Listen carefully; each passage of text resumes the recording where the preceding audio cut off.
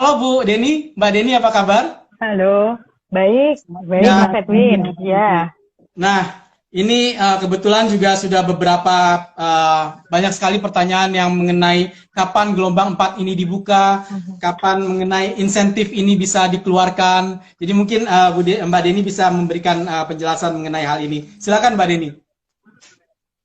iya. Pertama adalah yang terkait dengan insentif. Memang kami menerima dan memonitor banyak sekali. Ini pertanyaan kok insentif saya belum diterima. Saya perlu sampaikan kepada teman-teman semua. Saya meminta maaf apabila terjadi keterlambatan dalam transfer insentif ke rekening wallet maupun bank dari teman-teman. Karena memang kita harus memastikan bahwa semua transaksi yang teman-teman lakukan digital platform belanja apa itu kemudian harus sudah kita terima datanya direkonsiliasi, yaitu apa kami perlu melihat apakah sertifikatnya sudah diberikan pada teman-teman atau tidak. Yang kedua, apakah teman-teman sudah memberikan ulasan dan rating. Jadi kalau tiga hal tersebut belum masuk di sistemnya PMO, maka PMO tidak bisa kemudian atau kami tidak bisa mentransfer uang itu ke rekeningnya teman-teman, dan semua ini dilakukan dengan sistem. Nah, unfortunately memang pada awal-awal masih semi manual Mas Edwin, padahal ini kan banyak sekali yang melakukan transaksi. Karena itu kami sudah mengejar dan alhamdulillah per hari ini sudah lebih dari 250.000 penerima manfaat yang telah menyelesaikan pelatihan yang pertama telah menerima insentif sebesar 600.000 di rekening masing-masing. Jadi saya minta Oke. maaf, ini semoga saja setelah ini kemudian akan lebih lancar karena hal-hal yang sifatnya lebih manual kemudian lebih dimetikkan. Jadi memang mengharapkan agar bersabar sedikit karena ini tapi tetap mereka akan menerima insentif yang bersangkutan kan ya Mbak ya? Betul, betul. Jadi ini sekali lagi tadi statistik kami menunjukkan bahwa 250.000 penerima manfaat itu telah menerima transfer 600.000. Nah, jadi nanti teman-teman tinggal menunggu bulan depan, kami juga akan mentransfer 600.000 yang kedua. Oke, baik, baik. Nah, pertanyaan berikutnya ini ada yang menanyakan mengenai kapan mulai gelombang keempat dibuka. Udah nggak sabar nih kayaknya Mbak Deni. Iya, iya. Jadi ini teman-teman, jadi ini saya nggak boleh apologetik, tapi memang faktanya mumet sekali. Jadi karena kita kenapa gelombang 4 itu belum dibuka? Karena ada dua alasan besar.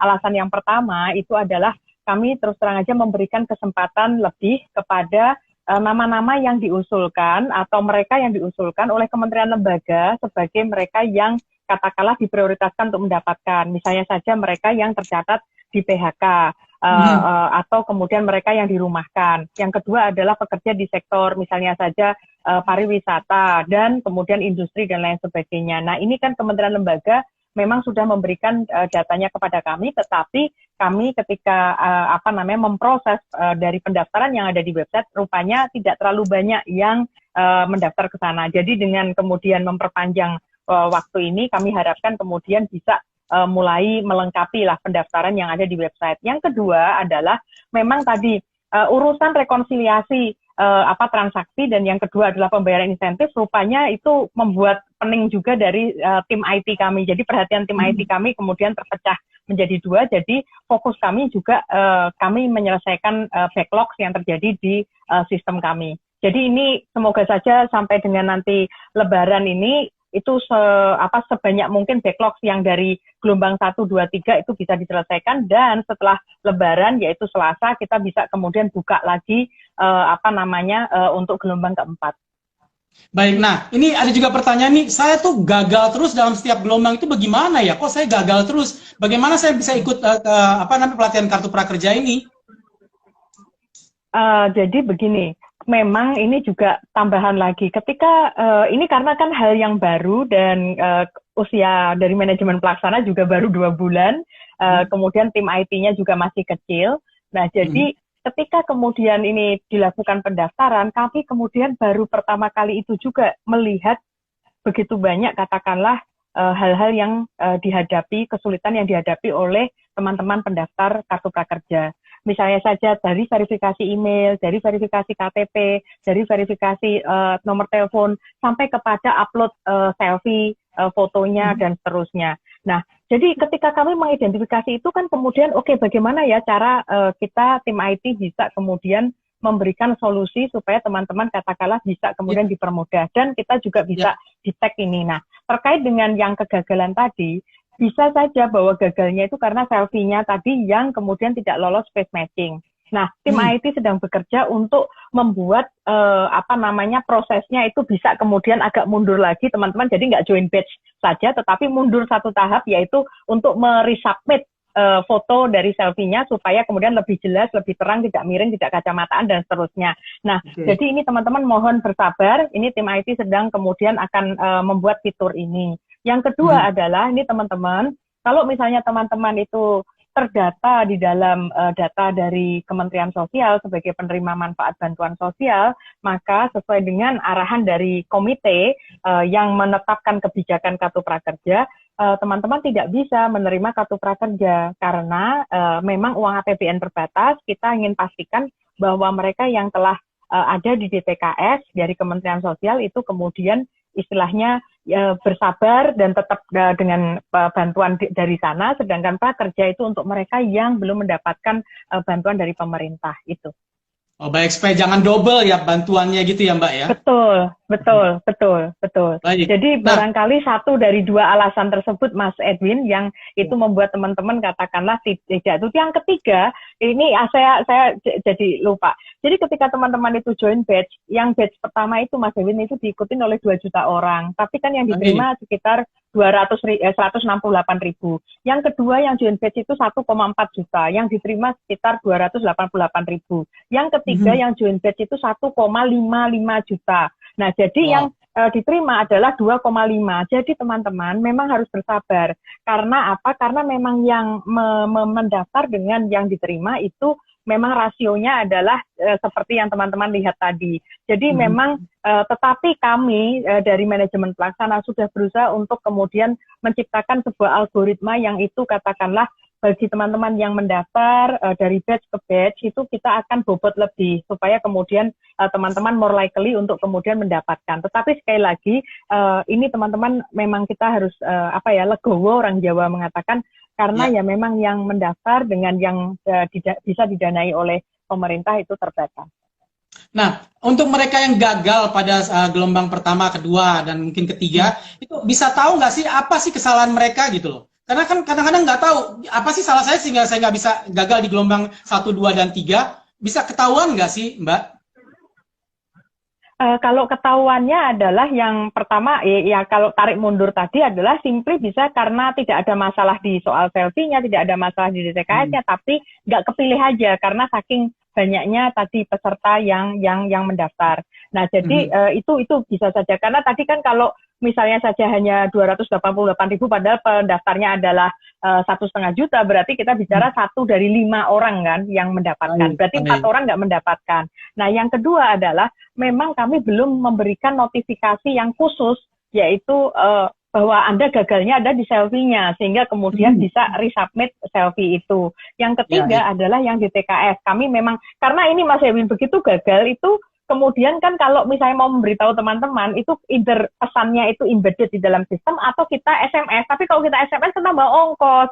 Jadi kan PMO harus memastikan ini uangnya ini dijentreng-jentreng untuk kebutuhan yang luar biasa. Demikian. Baik. Nah, tadi Mbak Deni juga bilang bahwa ada pendaftaran melalui kementerian lembaga terkait, ya. Nanti akan disubmit ke PMO. Tapi yang individunya sendiri harus daftar kan? Kalau nggak daftar nggak ketahuan nantinya. Betul.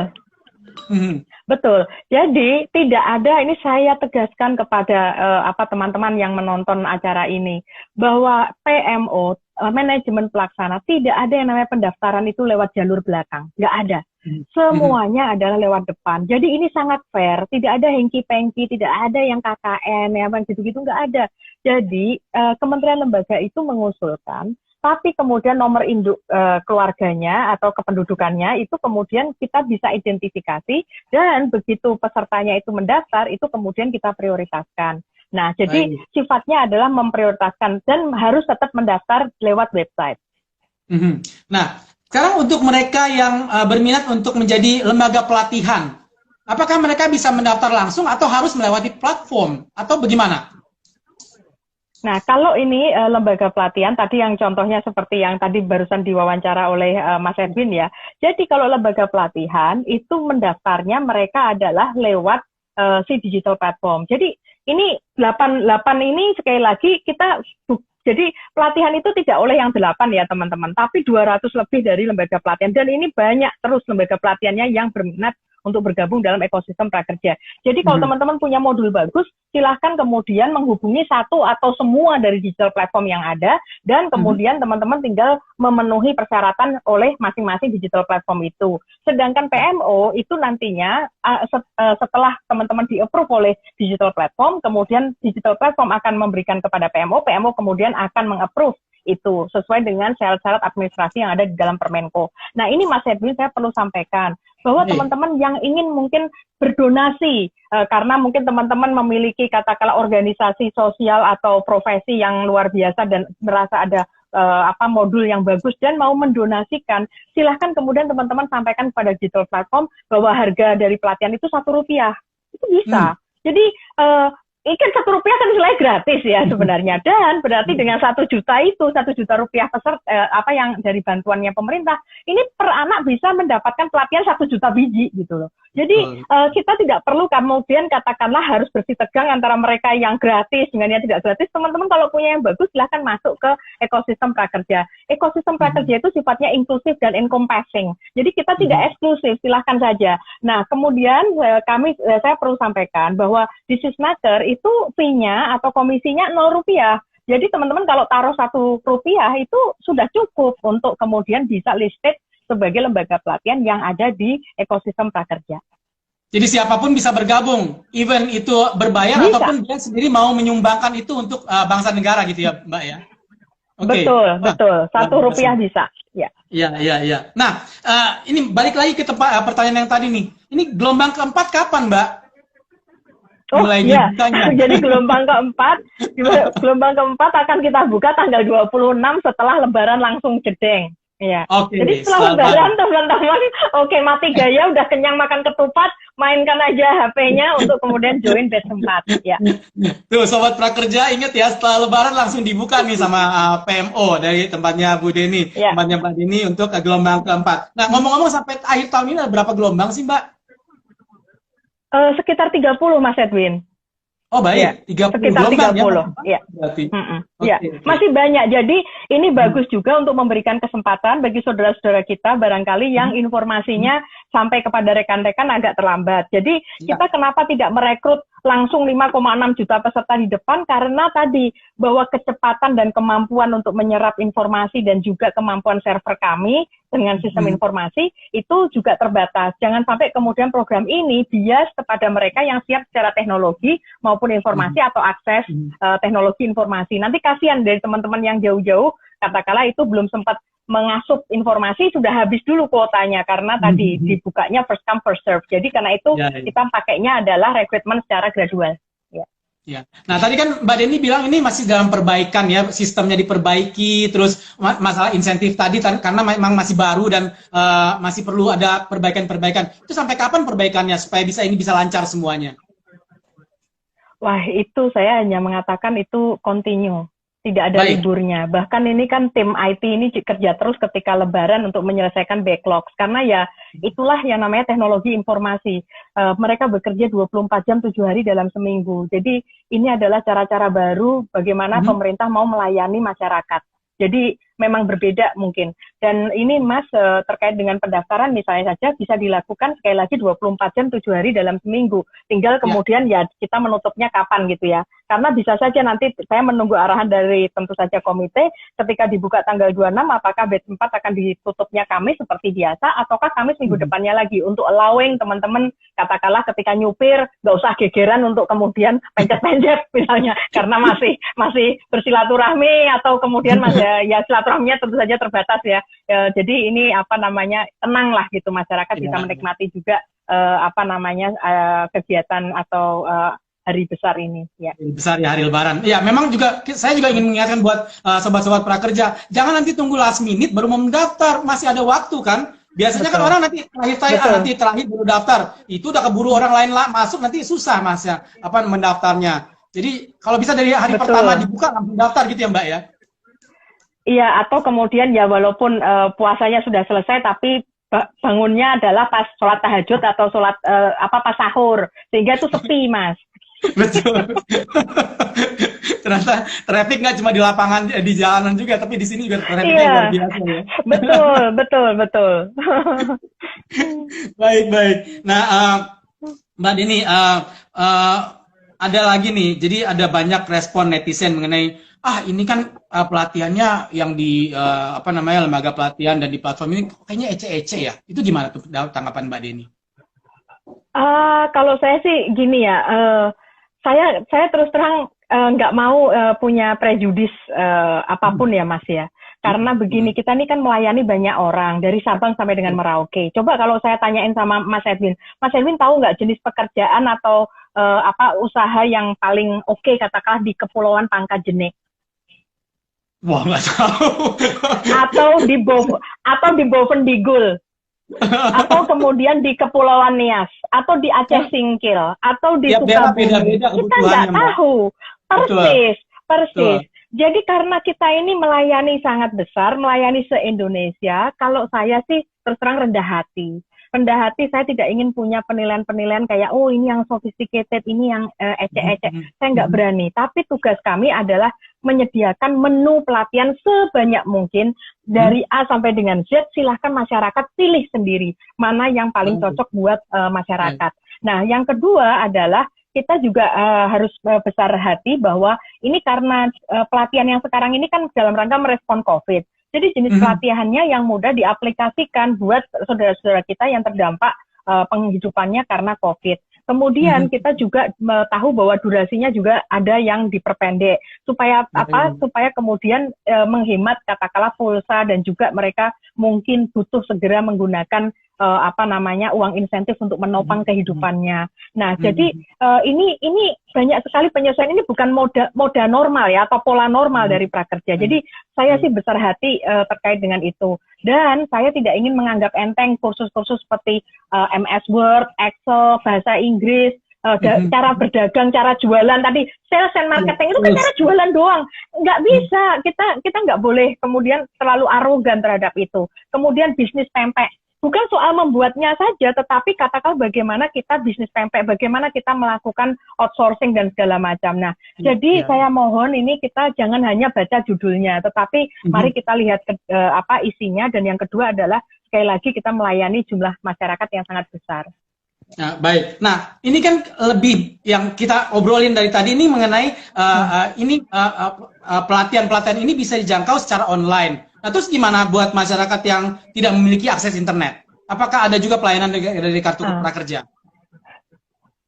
Iya, jadi begini Mas Edwin. Jadi awalnya memang kami tuh khawatir bahwa pelatihan ini hanya dimanfaatkan oleh mereka yang ada di perkotaan atau mereka yang siap secara gadget, punya smartphone. Pokoknya malah the privileged ones gitu loh. Saya kan khawatir, padahal kita sebenarnya kan pinginnya adalah menangkap mereka yang membutuhkan. Nah, terkait dengan ini, alhamdulillah kita sudah melihat di batch 1, itu kita sudah menjangkau 507 kabupaten se-Indonesia. Jadi hanya 7 kabupaten saja yang tidak mendapatkan kartu prakerja karena pendaftarnya nggak ada gitu. Nah, jadi ketika melihat ini, saya kan kemudian satu batch saja sudah 507 kabupaten dan ternyata ini cukup konsisten dari batch 2 dan batch 3 juga. Nah, jadi kesimpulannya tuh sebenarnya saya rasakan adalah mungkin lebih mudah buat masyarakat itu mendapatkan wifi atau menemukan internet daripada kemudian ngurus surat-surat atau daftar di kantor-kantor pemerintah.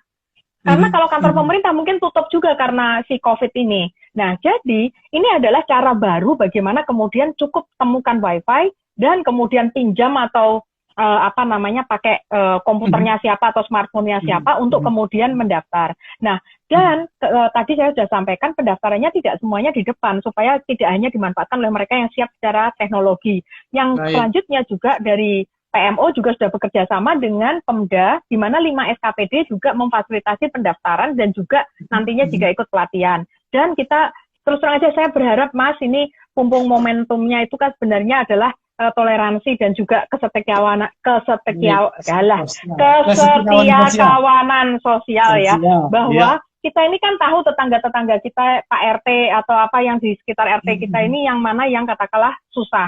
Lembok Yao, kita tuh punya Mas Edwin misalnya punya bekas laptop bekas, kemudian gadget bekas, smartphone bekas, itu didonasikan gitu ya? Aja kepada RT.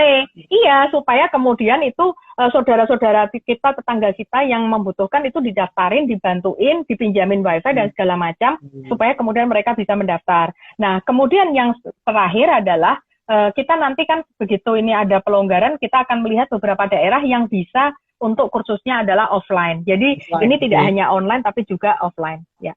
Baik, baik. Waduh, ini kita udah berbincang banyak sekali ya Mbak Deni ya. Nggak terasa udah sampai 1 jam nih dari tadi saya buka. Iya. Oke. Kita. Yeah. Nah, kita berharap semoga nanti IG Live seperti ini bisa kita adakan lagi ya untuk menjawab begitu banyak pertanyaan. Saya sampai bingung nih lihat pertanyaan naik terus dari tadi nggak bisa jawab satu persatu. Nanti kita akan kita akan catat pertanyaan-pertanyaan yang belum sempat dijawab. Kita akan kita akan adakan lagi IG Live seperti ini untuk menjawab pertanyaan-pertanyaan yang lebih banyak lagi ya Mbak Deni ya. Ya, baik Mbak Deni sekali lagi terima kasih. Saya juga mohon maaf karena kita tidak bisa, waktu kita memang terbatas 1 jam ya. Nanti kita bisa adakan lagi IG Live seperti ini. Terima kasih juga buat para narasumber kita, buat Pak PP, Mas PP, Mas Ajit, dan juga Mbak Deni. Semoga acara ini atau IG Live ini bisa memberikan manfaat buat kita semua. Ada pertanyaan tentunya belum semua dijawab. Kita akan berusaha untuk jawab pada kesempatan berikutnya. Baik, Mbak Deni, terima kasih. Sampai kita jumpa lagi. Dan buat semua sobat prakerja, jangan lupa kita akan adakan lagi IG Live seperti ini untuk menjawab pertanyaan-pertanyaan kita. Dan masih banyak juga hal-hal yang perlu diperbaiki juga. Untuk kartu prakerja ini kita tentunya butuh masukan dan input dari kita semua. Betul. Untuk kebaikan kita semua, karena tanpa input atau masukan dari teman-teman sobat prakerja juga kita tidak tahu apa kekurangan kita, ya nggak Mbak Deni? Betul Mas. Ya, jadi buat teman-teman sabar, berikan masukan apa adanya dan mohon jujur dan memasukkan informasinya dan dahulukan saudara-saudara kita yang membutuhkan. Dan manfaatkan pelatihan maupun insentifnya untuk hal-hal kebaikan. Ya, yang pasti kita semua berusaha untuk menjadi yang lebih baik dari sebelumnya. Dan kalau bisa seperti yang Mbak Deni sampaikan, kita juga bisa berbagi kepada orang lain, sehingga orang lain yang tidak punya akses internet juga bisa ikut merasakan atau mengikuti pelatihan melalui online ini ya Mbak ya. Baik, terima kasih sekali lagi Mbak Deni, dan saya juga mengucapkan terima kasih atas perhatian dari sobat prakerja dimanapun Anda berada. Kita akan jumpa lagi dalam IG Live berikutnya. Selamat siang, selamat berpuasa, sebentar lagi mau lebaran minggu depan ya. Wow, luar biasa. Iya, hari Minggu Idul Fitri, ya. Baik, ya jadi baik, terima kasih semuanya. Kita akan jumpa lagi. Saya tutup acara kita. Wassalamualaikum warahmatullahi wabarakatuh. Waalaikumsalam warahmatullahi wabarakatuh. Terima kasih.